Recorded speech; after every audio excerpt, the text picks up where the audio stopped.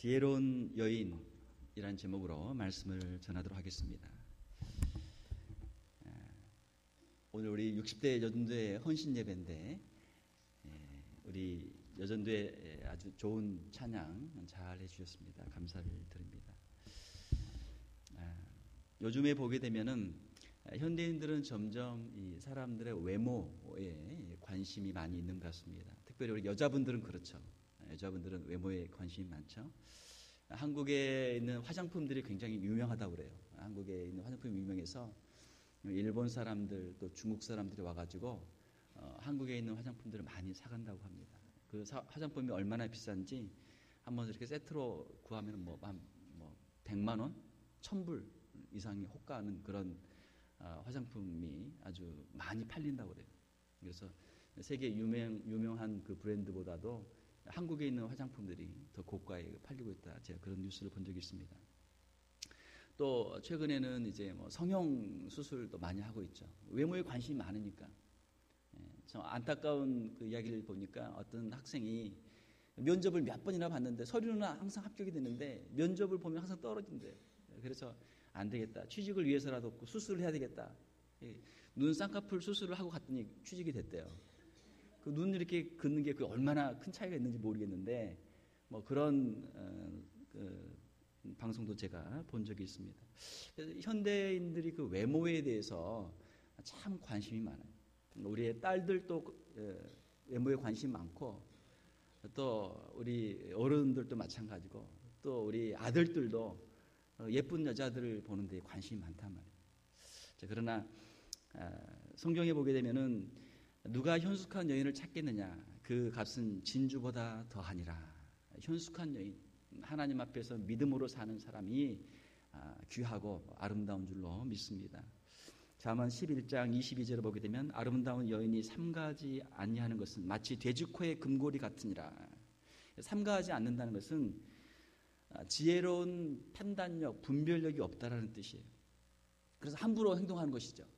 생기기는 아주 예쁘게 생겼는데 외모는 아주 예쁜데 행동하는 걸 보면은 아무 생각이 없이 그 지혜가 없이 행동할 때 마치 돼지 코에다 금고리를 걸어놓은 것 같다. 그렇게 잠언에서는 말씀하고 있습니다. 자, 그러면은 우리가 지혜를 이야기할 때 누가 지혜로운 사람입니까? 이 잠언에는 지혜에 대해서 말씀을 많이 하고 있는데 오늘 우리 함께 읽은 잠언 14장 1절에서 3절 말씀을 통해서 성경에서 말씀하고 있는 지혜가 무엇인지를 한번 우리가 살펴보도록 하겠습니다. 첫 번째로 14장 1절에 보게 되면 지혜로운 여인은 자기 집을 세우되 미련한 여인은 자기 손으로 그것을 허느니라. 지혜의 특징은 무엇이냐면 지혜는 세우는 것입니다. 세우는 것이고 미련한 사람의 특징은 뭐예요? 그것을 무너뜨리는 거예요. 그걸 허무는 거예요. 지혜로운 여인은 자기 집을 세운다. 가정은 누구에게 달려 있습니까? 가정은 그 어머니, 아내에게 달려 있단 말이에요. 지혜로운 여인이 가정에서 살림을 하게 되면 그 집이 바로 서게 되는 것이죠. 집을 세우는 사람이 지혜로운 여인이다라는 것입니다. 우리가 이제 똑똑하다 그런 말을 많이 하죠. 이 사람 참 아는 건 많고 참 똑똑하다. 아는 게 많거든요. 말 들어보면 그냥 똑소리 나는 거예요. 이것저것 모르는 것이 없고 그냥 말이 얼마나 분명한지 그냥 똑똑한 여자들이 있죠. 자, 그러나 똑똑하다는 것과 지혜롭다는 것은 좀 차이가 있죠. 좀 차이가 있다는 겁니다. 성경에 보게 되면은 다윗의 아내 그 미갈의 이야기가 있습니다. 사무엘하 6장에 보게 되면은 법궤를 예루살렘으로 이제 메어 가지고 올라옵니다. 그것을 보면서 다윗이 얼마나 하나님의 법궤를 사모했습니까? 하나님의 법궤가 올라오는 거 보면서 막 기뻐서 힘을 다해서 그 앞에 나가서 막 춤을 추면서 찬양하면서 법궤를 영접하는 거예요. 자, 그 모습을 보고 미갈이 어떻게 했습니까? 왕이시여, 채통을 지키셔야죠. 도대체 이게 무슨 꼴입니까? 그 아래 것들이 다 보고 있는데, 종들이 다 보고 있는데 몸을 드러내면서 춤을 추다니요 하고 다윗을 책망했어요. 자, 다윗이 어떤 사람입니까? 다윗이 하나님의 은혜를 아는 사람이고 참 그가 한 10년 정도 그 방랑 생활, 피난 생활 하면서 그 산전수전 다 겪은 사람, 골리앗을 물맷돌로 이긴 사람이 다윗 아니에요? 그 다윗을 기를 죽이는 사람이 있었으니 그 사람이 바로 다윗의 아내 미갈이었단 말이에요. 미갈도 똑똑한 사람이죠. 아주 똑소리 나는 사람이죠. 사울 왕의 딸이니까 공주 출신이고 신분이 아주 고귀하단 말이에요. 어렸을 때부터 왕궁에서 자라서 아주 신분이 아주 고귀한 사람이에요.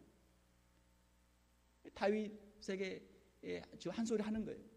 채통을 지금 지키지 못하고 그렇게 종들 앞에서 부끄러운 모습을 보이십니까? 왕이시여 채통을 지키십시오. 책망을 하는 것이죠. 자, 어떻게 됐습니까? 다윗이 미갈의 책망을 받고 또 한 소리 했죠. 내가 지금 하나님의 법궤가 와서 이렇게 기뻐 뛰노는데 그것을 가지고 무슨 소리냐? 당신에게는 이제 아이가 없을 것이다. 저주를 했단 말이에요. 저주. 사랑하는 우리 성도 여러분, 지혜자는 집을 허무는 자가 아니고 집을 세우는 자예요. 미갈은 집을 세우지를 못하고 집을 허물었단 말이에요. 남편과 사이가 점점 멀어지고 그 참 비참한 아내로서 여인으로서의 그 생을 마감하게 됐잖아요. 이렇게 보게 되면은 여자분들이 참 똑똑해요. 여자분들이 말을 참 잘해. 남자들을 보게 되면은 말을 참 잘 못하는 것 같아요. 아이들도 보게 되면은 여자아이들이 훨씬 말을 더 빨리 배우고 말을 훨씬 잘해요. 남자아이들은 근데 행동은 뭔가를 해야 되는데 말을 못하니까 답답해가지고 말도 막 버벅대고 말이죠. 여자들 말을 들어보면은 얼마나 그냥 카랑카랑 아주 또박또박 조리 있게 말을 얼마나 잘하는지 하나님께서 여자들에게 말을 잘하는 그런 어떤 은사를 주신 것 같아요. 자, 그러나 중요한 것은 똑똑한 것이 중요한 것이 아니고 지혜로운 것이 필요한 줄로 믿습니다. 지혜로운 여자가 되어야 돼요. 성경에 보게 되면 고린도전서 8장 1절에 보게 되면 지식은 교만하게 하나 사랑은 덕을 세우느니라. 사람이 많이 아는 것이 중요한 것이 아니고 덕을 세우는 것이 중요해요. 덕을 세우는 것이. 사랑하는 우리 여전도의 성도 여러분, 또 우리 모든 성도 여러분, 특별히 우리 여자 성도 여러분, 남편의 길을 세워주는 남편의 격려자가 될 수 있기를 주님의 이름으로 축원합니다. 남편들 기 죽이지 말고 남편들 길을 좀 살려주란 말이에요. 특별히 이게 나이를 먹을수록 더 그러잖아요. 나이를 먹을수록 가만히 보면 남자들은 더 빨리 약해져요. 굉장히 빨리 약해져요. 그래서 보통 평균 수명이 한 여자분들 한 7, 8년을 더 오래 사시잖아요. 남자들이 더 빨리 간단 말이에요. 아무리 겉으로 볼 때는 키도 크고 허우대도 멀쩡하고 힘 있는 것 같지만 평균적으로 한 7, 8년은 빨리 다 가세요. 평균적으로. 약해. 나이를 먹으면 먹을수록 여자들은 점점 더 세지고 남자들은 점점 약해져요. 요즘에 조크가 있잖아요. 그 집에서 매맞는 남편들을 그 조크 40대 또 50대 60대 이렇게 있는데 60대 남자가 맞고 왔대요. 친구가 너 왜 맞았니? 그러니까 나 그냥 한 거 없이 그냥 아침에 눈 떴는데 맞았어. 그렇게 조크가 뭐 밥 해달라고 그러면 매맞고 뭐 있잖아요. 눈만 떴는데 그 맞았다는 거예요. 요즘에 조크가 그렇습니다. 사랑하는 우리 여성도 여러분, 남편의 길을 죽이지 말고 남편의 길을 살려줄 수 있기를 주님의 이름으로 축원합니다. 창세기 2장 20절에 보게 되면은 하와를 지을 때 하나님께서 하와를 어떤 사람으로 지었어요? 돕는 배필로 남편을 도와주는 그런 사람으로 지었단 말이에요. 남자가 아무리 강하게 보여도 약해요. 굉장히 약해요. 여자가 있어야 완전한 인격체가 되는 것이고 여자의 도움이 있어야만 길을 펴고 살 수 있는 것이죠. 또 우리 남편들의 그 길을 살려줘서 남편들이 직장에 나가서 힘있게 일할 수 있도록 아내가 남편들의 길을 살려줘야 돼요. 만약에 남편들의 길을 집에서 팍팍 죽여놓으면 어떻게 돼요? 남편들이 밖에 나가서 사람 구실을 못하는 거예요. 그러면 어떻게 해야 돼요? 그때는 여자가 나가서 일을 다 해야 돼요. 남자가 기가 죽어가지고 일을 못하니까 그때부터는 이제 여자가 다 해야 되는 거예요. 남자한테 일을 맡길 수가 없거든요. 안 되겠다. 나라도 해야 되겠다. 여자가 그냥 팔을 걷어붙이고 나가서 그냥 자기가 다 하게 되는 거예요. 어떤 사람이 지혜로운 사람이 남편을 이렇게 잘 구슬러가지고 이렇게 칭찬도 해주고 격려도 해주고 어떻게든 해가지고 남편이 일할 수 있도록 이렇게 하는 사람이 지혜로운 사람이죠. 남편은 그냥 뒤에다 그냥 이렇게 밟아놓고 자기가 하겠다고 나서면 얼마나 고생해, 얼마나 힘들어요. 아무리 여자분들이 강하고 힘이 세도 혼자서 남자 목까지 다 하기는 힘들잖아요. 그래서 살살살 달래가지고 이렇게 세워주고 해주면 남자들은 또 단순하거든요. 여자들이 잘한다 그러면 진짜 잘하는 줄 알고 열심히 하고 더 열심히 잘하거든요. 아이들도 마찬가지예요. 아이들도 어떻게 해야 집을 세울 수 있는가? 아이들을 칭찬을 많이 해줘야 돼요. 격려를 많이 해줘야 돼요. 이것도 못하느냐 하고 그냥 구박을 주고 하면은 나는 못하나 보다. 아이들이 그냥 디스커리지 된단 말이에요. 아이들한테 잘한다. 야, 어쩌면 이렇게 잘했니? 어쩌면 이렇게 잘했니? 그러니까 모든 과목이 다 A인데 한 과목만 B 받아오면은 왜 너 B 받았어? 그거 가지고 자꾸 하면 나는 B밖에 안 되는 인생이구나. 아이들이 실족해. 다 뭐 C, B 받다가 어쩌다 A 하나 받아오면 야, 너 정말 잘했다. 잘한 것을 가지고 칭찬을 하란 말이에요. 그러면은 야, 나도 A 받을 수 있구나. 나도 할 수 있구나. 사실 우리가 학교 다닐 때가 그렇지만 학교 졸업하고 직장 생활할 때 또 자기 직업 생활할 때 모든 거 다 잘할 수는 없잖아요. 하나만 잘하면 되잖아요. 하나만 잘하면 그거 가지고 평생 먹고 사는 거 아니에요? 자기가 잘할 수 있는 거 가지고 아이들이 용기를 내서 할 수 있도록 격려해 줄 때 어머니의 격려, 어머니의 그 애정이 자녀들에게 큰 힘이 되는 줄 믿습니다. 저도 이렇게 어린 시절을 생각해 보면 그 어머니의 그 아들을 바라보는 어머니의 그 표정, 그게 항상 생각이 나요. 제가 초등학교를 졸업할 때 제가 1등으로 졸업을 했어요. 초등학교를. 그래서 이제 상을 타는데 이제 학부모님들이 이렇게 오셔가지고 이제 그 상장도 주고 메달도 주고 하잖아요. 그런데 이제 제가 앞에 나가서 이제 제 이름을 불러서 제 앞에 나가서 상을 타니까 이제 학부모님들이 이렇게 도대체 이거 누구 집애냐 막 수근수근한 거예요. 그랬더니 그때 어머니께서 나중에 저한테 말씀하시더라고요. 야, 내 마음이 얼마나 기뻤는지 아느냐. 저는 몰랐죠. 나중에 그 이야기를 하시는 거예요. 우리 어머님이 그렇게 행복하셨구나. 뭐 공부뿐만이 아니고 뭐든지 간에 내가 너를 얼마나 자랑스러워하는지 아느냐. I'm proud of you. 내가 너를 사랑한다. 내가 너를 자랑스러워한다. 부모의 그 말 한마디가 자녀의 가슴속에 평생 박혀서 엄마가 나를 정말 자랑스러워하는구나. 엄마가 나를 정말 좋아하는구나. 그것이 힘이 되고 용기가 돼서 세상을 살아가게 되는 것이죠. 남편을 격려하는 아내, 자녀들을 격려하는 어머니, 그 힘이 이 세상을 변화시키고 또 하나님의 역사도 이루어가는 데 쓰임을 받게 되는 줄로 믿습니다. 1517년에 95개조의 조항을 만들어서 종교 개혁을 시작했던 마르틴 루터. 그 마르틴 루터는 얼마나 참 아주 강한 사람입니다. 그 사람의 그 사진을 보면은 그 전형적인 독일 사람, 아주 얼굴도 그냥 각이 져가지고 아주 그냥 고집도 세 보이고 굉장히 사람이 아주 강하게 생겼어요. 자, 그런데 종교 개혁을 하는데 로마 카톨릭에서 그를 그냥 둡니까? 아니죠. 엄청난 박해를 한단 말이에요. 엄청난 박해를 하고 그를 도와준 사람 있으면 그냥 다 한꺼번에 박해하고 그 유럽 전체가 로마 카톨릭이니까 그 루터로 시작되는 종교 개혁을 그냥 싹을 뽑기 위해서 싹을 자르기 위해서 엄청나게 박해를 하는 거예요. 그래서 루터가 실망하고 안 되나 보다. 종교 개혁은 도저히 안 되겠다. 좌절하고 낙심해 있었습니다.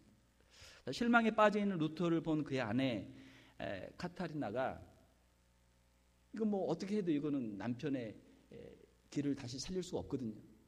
용기를 다시 줄 수 없거든요. 그래서 그 아내가 아무 말 없이 옷을 갈아입었어요. 검은 상복을 입고 나타났습니다. 루터 앞에 나타났어요. 루터가 물었습니다. 아니 여보, 누가 죽었어? 누가 죽었길래 당신 이 상복을 입은 거야? 그때 아내가 하는 말이 하나님이 돌아가셨답니다. 하나님이 돌아가시지 않고 어떻게 당신이 이렇게 낙심하고 좌절할 수 있습니까? 하나님을 위해서 하나님의 말씀을 붙잡고 종교 개혁을 신앙 개혁 운동을 일으킨 당신이 어떻게 하나님이 살아계시다면 그렇게 하고 있을 수가 있습니까? 그랬다는 것이죠. 자, 그 말을 들은 루터가 깨닫고 다시 용기를 내서 종교 개혁을 계속해서 마침내 종교 개혁이 성공했다라고 하는 그런 이야기가 있습니다.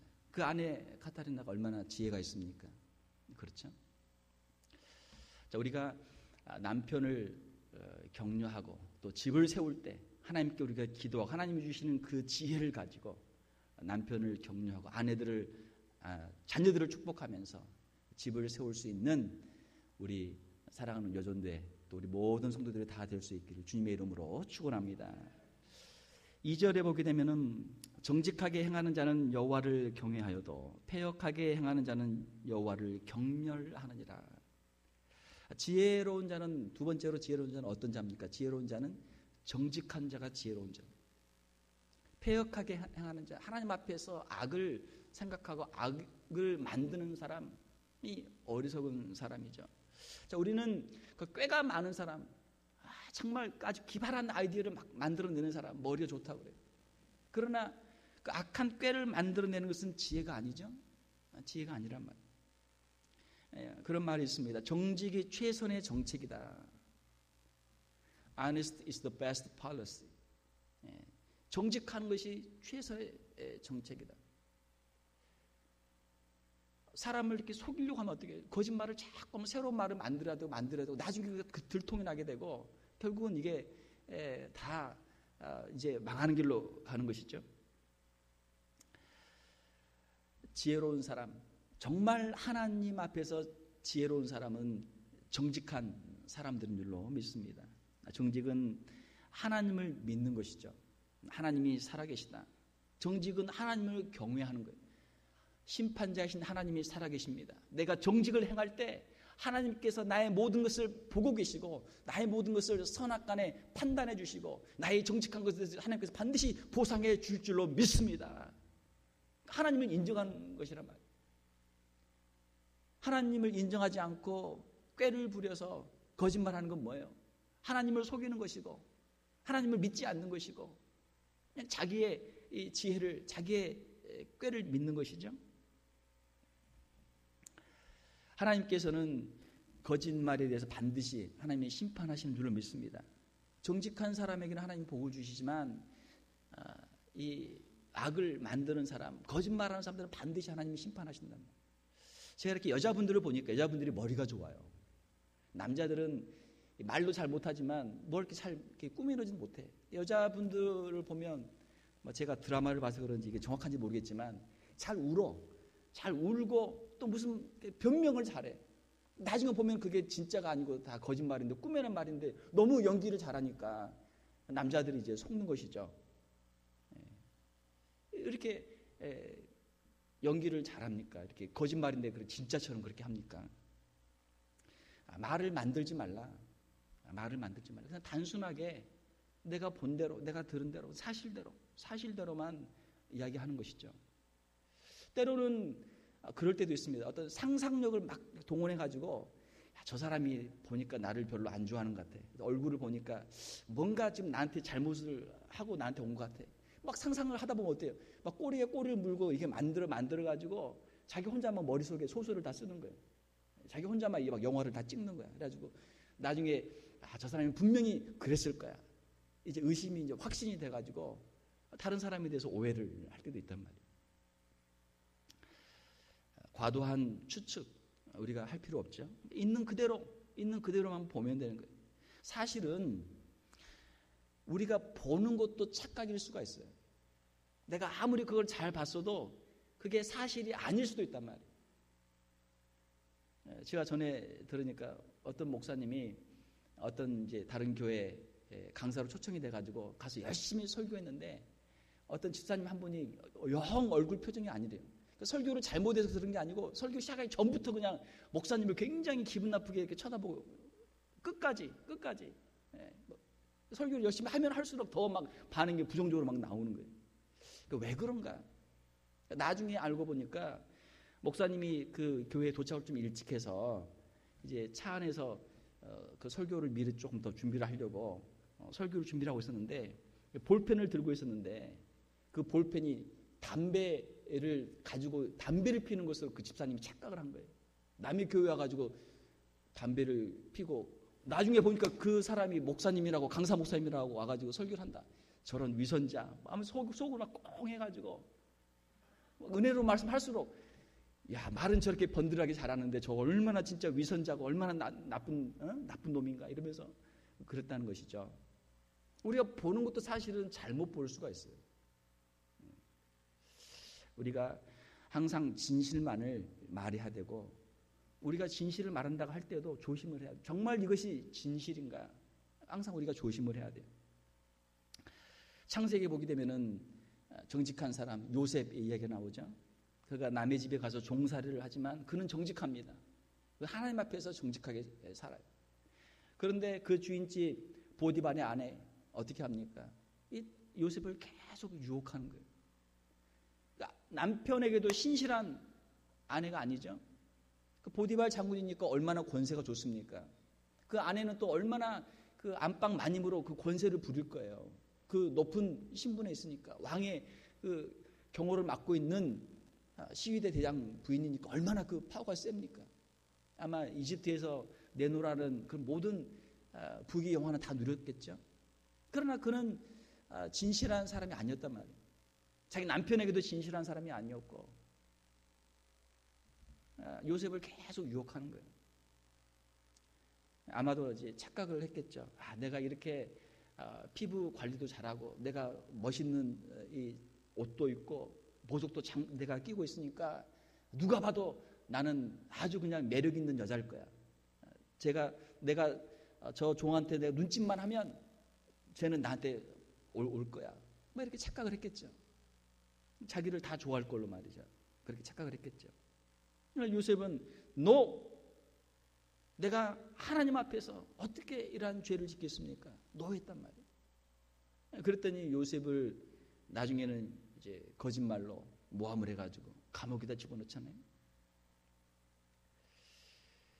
그 사람의 신분, 그 사람이 가지고 있는 것, 그 사람의 지식이나 그 사람의 권력이나 그 사람의 부가 문제가 아니고 그의 마음이 어떤가 중요해요. 마음이 중요하죠. 마음이 정직해야 되고 마음이 진실해야 되고 마음이 하나님 앞에서 그가 선한 마음을 가지고 있어야 되는 것이죠. 다른 사람을 세워주려고 하는 마음, 이것이 지혜로운 마음이고 하나님 앞에서 진실한 것, 정직한 것이 이것이 지혜다라고 하는 것입니다. 자, 그런데 안타깝게도 우리 이들도 그렇고 우리 자녀들도 그렇고 우리가 육신을 가지고 있다 보니까 우리는 영적인 부분보다는 육신적인 부분에 관심이 많아요. 우리가 사람을 판단할 때 우리는 항상 외모로 판단해요. 항상 외모로 판단해요. 우리 자녀들도 나중에 이제 아내감을 며느리감을 데리고 오면은 분명히 외모로 판단해서 데려온단 말이에요. 그러니까 자녀들이 구하는 것보다 사실은 부모님들이 며느리감을 구하는 게 훨씬 더 좋습니다. 여러분들은 인생의 경험이 있잖아요. 그 외모 얼마나 오래 갑니까? 오래 못 가잖아요. 그 사람의 그 외모보다 지혜가, 그 사람의 내면이 훨씬 중요하잖아요. 여러분들의 자녀들의 장래를 위해서 여러분이 열심히 기도하시고 하나님 앞에서 지혜로운 며느리감들을 구해서 아들에게 주세요. 그러면 아들이 더 평생 행복하게 살 수 있는 것이죠. 자, 세 번째로 어떤 사람이 지혜자입니까? 세 번째로 3절에 보게 되면 미련한 자는 교만하여 입으로 매를 자청하고 지혜로운 자의 입술은 자기를 보전하느니라. 미련한 자의 특징은 교만하다는 것입니다. 미련한 자의 가장 큰 특징은 교만하다는 것. 하나님이 계신 것을 알지 못하고 다른 자기보다 더 뛰어난 사람들이 있는 것을 알지 못하고 자기가 최고로 착각하는 것이죠. 겸손한 사람이 진짜 지혜로운 사람이다라고 하는 것입니다. 성경에 보게 되면은 사무엘상 25장에 나발이라고 하는 사람이 나옵니다. 이 나발은 아주 교만한 사람이고 아주 어리석은 사람이죠. 이 나발의 그 이야기를 보게 되면 사울에게 쫓기던 다윗이 이 나발에게 가서 자기와 자기 부하들을 위한 음식을 이제 좀 달라라고 그렇게 이야기를 하죠. 이 나발이라는 사람은 성경에 보게 되면은 양이 3,000마리, 염소가 1,000마리가 있는 아주 큰 부자였어요. 큰 부자인데 어리석은 사람이었어요. 고대 이스라엘에서는 이 양의 털을 깎는데 양의 털을 깎는 게 아주 큰 축제, 아주 큰 일이고 또 잔치를 하게 되어 있어요. 많은 사람들이 와서 음식을 먹고 하다 보면 이제 동네 사람들이 같이 모여서 잔치를 참여하게 되는 것이죠. 이때 다윗이 이 나발에게 자기 부하를 보내서 정중하게 우리에게 먹을 것을 좀 달라 그렇게 요청을 합니다. 그런데 이 나발은 다윗을 무시하고 아주 매몰차게 거절하는 거예요. 다윗이 누구며 이새의 아들이 누구냐? 내가 너를 어디서 왔는지도 모르는데 어떻게 너에게 이걸 주겠느냐 하고 무시하는 것이죠. 자, 이 나발의 경멸적인 말을 전해들은 다윗이 경노하고 다윗이 그 자신들의 부하들, 원래는 이제 이스라엘에서는 나그네들을 대접하고 또 나그네들에게 선대하는 것이 하나의 미덕인데 이것을 하지 않는 나발에 대해서 인간적인 모멸감 또 이 분노 때문에 400명의 자기 부하들을 데리고 가서 그 나발의 식구들을 전부 몰살할 그런 마음을 가지고 그 집에 갑니다. 자, 그 집에 가는 과정에 아비가일이라고 하는 나발의 아내가 그 이야기를 들었어요. 종으로부터 그 이야기를 들었습니다. 그래서 얼른 집에 있는 떡, 포도주, 또 양을 잡고 또 볶은 곡식과 건포도와 무화과를 가지고 다윗에게 찾아가요. 지금 자기 남편은 축제하느라고 지금 술을 마시고 취해서 지금 정신없는 것이죠. 그때 얼른 찾아갑니다. 찾아가서 엎드려서 자신을 요종으로 이야기하면서 자기 남편의 어리석고 미련한 것을 용서해 주도록 간청을 해요. 다윗이 그 아비가일의 그 지혜를 보고 용서를 해주죠. 용서를 해줘요. 아비가일이 자기 남편의 어리석음을 용서해 줄 것을 간구하고 또 다윗이 앞으로 이스라엘의 왕이 될 것인데 위대한 일을 할 사람이 이러한 사소한 일로 사람을 죽여서 오점을 남기면 되겠느냐라고 조언을 하면서 그 분노를 멈추게 하죠. 아비가일은 겸손한 사람이었고 또 지혜로운 사람이었고 용기까지 갖춘 그런 사람이었어요. 그 아비가일의 지혜, 그것이 그 가족 전체를 살리고 또 다윗이 실수할 수 있는 또 그 일가족을 몰살을 시켰다면 다윗에게도 오점이 되잖아요. 실수할 수 있는 것을 막아주는 그런 지혜가 되었습니다. 잠언 15장 1절을 보게 되면은 지혜자의 유순한 대답은 분노를 쉬게 하여도 과격한 말은 노를 격동하느니라. 그러니까 말을 할 때 말하는 걸 보면 이 사람이 지혜로운 사람인가 어리석은 사람인가 금방 알 수 있어요. 말하는 걸 보면 어리석은 사람은 말을 그냥 쉽게 다른 사람에게 자꾸 다른 사람에게 화를 막 돋구는 말을 한단 말이에요. 화를 막 돋구는 말을 해요. 어리석은 사람의 특징이에요. 지혜로운 사람은 다른 사람을 캄다운 시킬 수 있도록 다른 사람의 분노를 가라앉히고 모든 것을 생각하고 조리 있게 판단할 수 있도록 그렇게 일을 처리하는 사람들인 것이죠. 사랑하는 성도 여러분, 우리가 하나님 앞에서뿐만이 아니고 우리 사람들의 인간관계 속에서도 우리의 말을 우리가 아끼고 우리가 겸손한 모습으로 각자 맡은 일을 우리가 충성할 수 있기를 바랍니다. 말이 많은 사람은 일을 안 하는 사람이에요. 말로 일하는 사람이 있어요. 말로. 교회도 보게 되면 말이 많은 사람이 있어요. 가만히 보면 일은 안 해요. 교회는 어떤 사람이 필요합니까? 말이 많은 사람이 필요한 게 아니고 말은 적어도 하나님의 말씀을 읽고 말씀에 순종하면서 또 목사님의 설교를 들으면서 은혜 받은 말씀 가지고 또 자기에게 적용한 말씀 가지고 하나 가지고 그냥 하는 거예요. 그냥 순종하는 거예요. 말을 적게 하고 일을 열심히 하는 것이죠. 자, 한번 따라서 한번 해봅시다. 말은 적게 하고 일은 많이 하자. 할렐루야. 예. 목사님, 저는 말은 많이 하고 저는 일은 하기 싫은데요. 그러면 안 되죠. 그러면 안 된단 말이에요. 자기 맡은 일을 열심히 묵묵히 성실하게 일하는 사람, 그 사람들이 진정한 일꾼들이죠. 교회는 말꾼이 필요한 게 아니고 교회는 일꾼이 필요하다.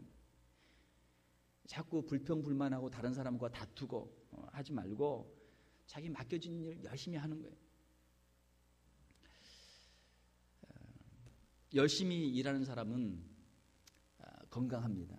하나님이 복을 주세요. 일을 하지 않고 빈둥빈둥하면 어때요? 몸에도 안 좋아요. 몸에도 안 좋아요. 제가 얼마 전에 보니까 1시간 이상 낮잠을 자면 치매에 걸릴 확률이 높아진다라고 하는 그 통계가 있어요. 1시간 이상은 낮잠을 자게 되면 인지 능력이 20% 이하로 떨어진대요. 이 뇌에 안 좋은 거예요. 그러면 이제 치매를 걸린다는 것이죠. 그러니까 낮에 너무 피곤해서 주무시더라도 잠깐만 1시간 미만으로 잠깐 주무시고 얼른 일어나야 돼. 치매 걸리면 안 되잖아요. 할 수 있으면 낮에는 열심히 일하고 저녁에 주무시는 게 좋아요. 낮에 낮잠 자고 일어나면 그냥 멍하잖아요. 정신이 없잖아요. 지금 비몽사몽 내가 지금 어디에 있는지 정신이 없잖아요. 하나님께서 우리에게 생체의 리듬을 주셨는데 눈을 떠서는 하루 종일 열심히 낮에는 일하고 저녁에는 쉬는 거예요. 낮에 낮잠을 자게 되면은 저녁에 또 잠이 안 오잖아요. 저녁에 잠을 잘 자야 이 송과선에서 멜라토닌이라고 하는 것이 생산돼 가지고 우리가 건강하게 되는데 저녁에만 나온대요, 그게. 그러니까 저녁에 잠을 안 자게 되면 이 멜라토닌 생산이 안 돼 가지고 건강에도 안 좋아요. 낮에 자면 안 되는 거예요. 낮에는 할 수만 있으면 안 자는 게 좋아요. 왜 할 일도 많은데 왜 자요? 낮에는 열심히 일하고 이제 하루를 마감하면서 저녁에 푹 자고 하나님께서 사랑하시는 자들에게 잠을 주시는도다 말씀하셨는데 하나님께서 여러분들에게 저녁에 깊이 숙면할 수 있는 잠을 주시기를 주님의 이름으로 축원합니다. 저는 잠이 부족한 사람이에요. 저는 누우면 그냥 저는 바로 자요. 새벽에 또 일어나야 되니까 저는 저녁에 그냥 바로 자요.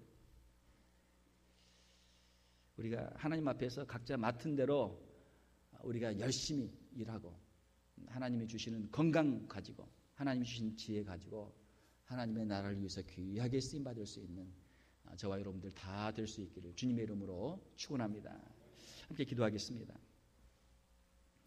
하나님 아버지 감사합니다. 이 시간 우리 사랑하는 귀한 60대 여전도에 사랑하는 귀한 우리 권사님들 주님 앞에 나와서 헌신 예배를 드립니다. 지금까지 평생토록 하나님을 경외하며 믿음의 길을 달려온 귀한 요정들이 오니 하나님 저들의 남은 여생을 축복하여 주시옵소서. 저들을 더욱 축복하여 주시고 복되고 아름답게 하여 주시옵소서. 하나님 앞에서 지혜로운 여인들이 되어서 집을 세우게 도와주시며 남편들을 세우게 도와주시고 자녀들을 세울 수 있는 지혜로운 여인들이 다 되게 하여 주시옵소서. 하나님을 경외하는 정직한 지혜로운 여인들이 되게 하여 주시옵소서.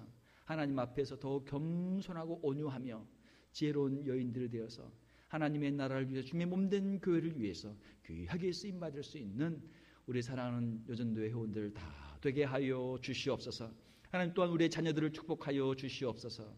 우리 딸들을 지혜로운 여인들로 자라게 하여 주시며 우리의 자녀들은 또 우리 지혜로운 여인들을 만나서 행복한 가정들을 이루게 도와주시고 하나님의 나라를 위해서 귀하게 쓰임받을 수 있는 우리의 자녀들 다 되게 하여 주시옵소서.